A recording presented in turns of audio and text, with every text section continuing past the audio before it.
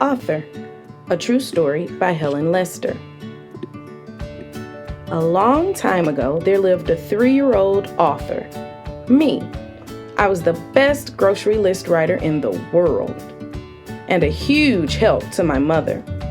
When I wrote a word, I knew exactly what it said. And the fun part was that I could turn each list upside down and the words said the same thing.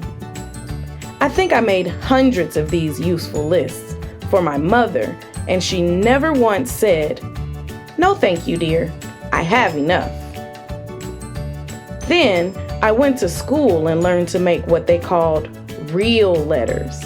My writing was the prettiest in the class, with straight lines and round lines.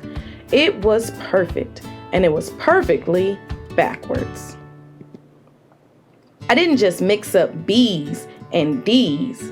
That's easy to do because they look so much alike. My letters started at the wrong side of the paper and marched across, pretty as could be, and backwards. There's a name for somebody with this problem. I was a mirror writer. My teachers had to hold my work up to a mirror to understand what I had written. Thanks to a lot of help, I was finally able to write in the proper direction. But writing stories was so hard for me. Often, I couldn't come up with a single idea, and my stories got stuck in the middle, and I couldn't think of a title. And I had trouble making the changes my teacher wanted me to make. And I lost my pencils, and I wondered why I was doing this, and I got very frustrated. So, I spent a lot of time dreaming about what I wanted to be when I grew up. Since no one from the circus came looking for me, I became a teacher. I learned that teachers do not live in schools, eating only crackers and milk and sleeping under their desks. I also learned that teaching was fun and that children have fantastic imaginations. So, my favorite subject to teach was writing. One day, a friend said, "You should write a children's book." And I thought, I spent 10 years in 2nd grade, so I know a child from a chicken. Maybe I should. I went right home and wrote a book. It was the best book I had ever written. Of course, it was the only book I had ever written. I illustrated it with my nicest drawings and proudly sent it to a publisher. Lucky people, I thought. The lucky people sent it back and said, "No, thank you."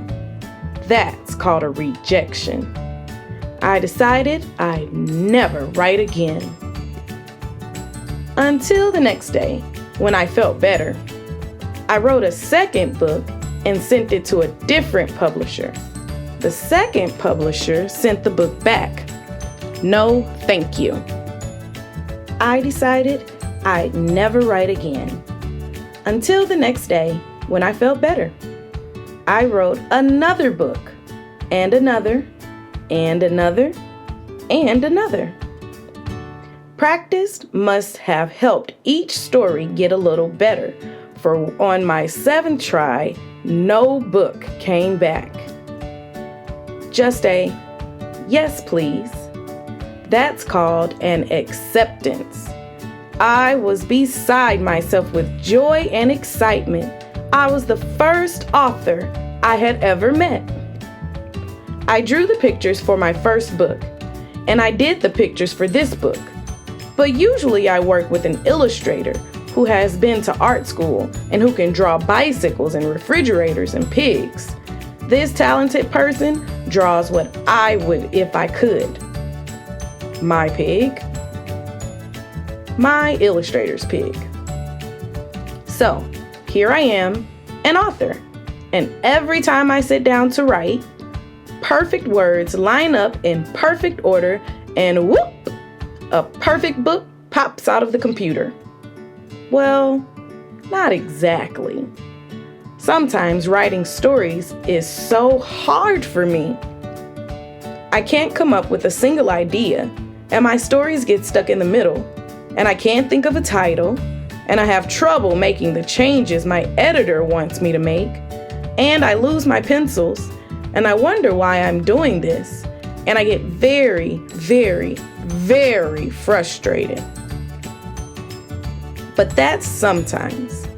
I love it best when ideas are hatching so fast I can barely write them down.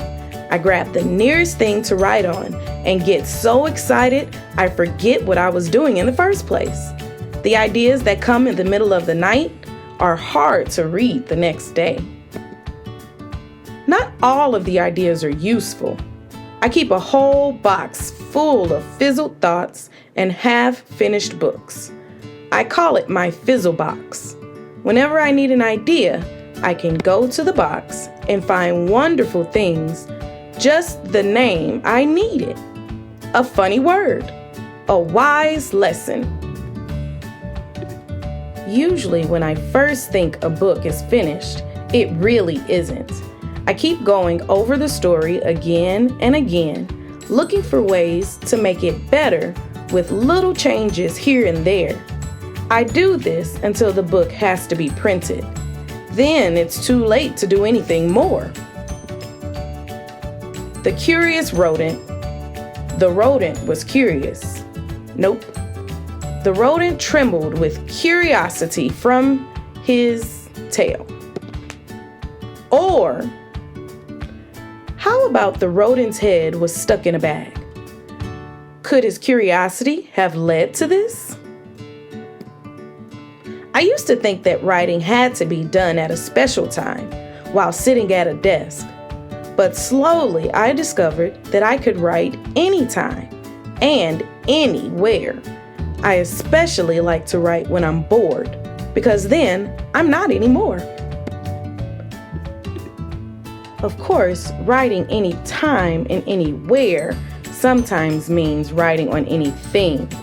Authors are lucky, for they get to meet hundreds of children through letters, school and library visits, and at autographing sessions.